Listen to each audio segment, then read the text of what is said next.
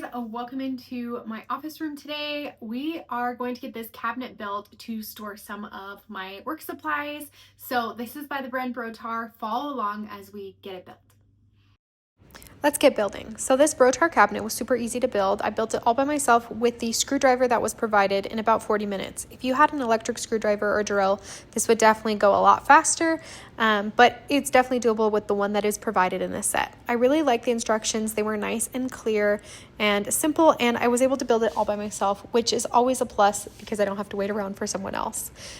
So I was able to build this, like I said, in about 40 minutes. It was super easy. All the parts were labeled clearly and effectively, and the instructions were clear.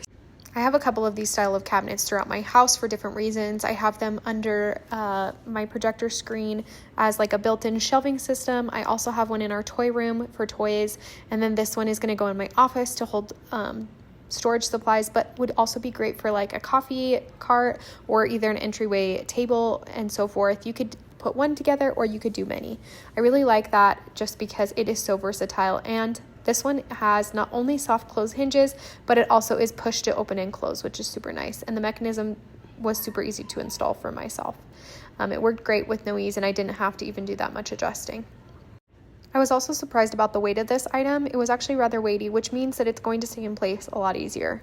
I also liked this piece just because it sits clear on the floor, because I have little kids and I don't love when they can put mess underneath. I also feel like this looks a little bit higher end and can function as looking like a built-in. The front of it is also super cool as it has this like geometric pattern that is 3D, and I feel like it just makes it look more mature and high quality. So as you can see, I got that first door on. Now I'm getting the second door on. Again, if you're left-handed or right-handed, one door will be harder for you, but that's my personal take, just because the one was easy and one was just a little bit harder.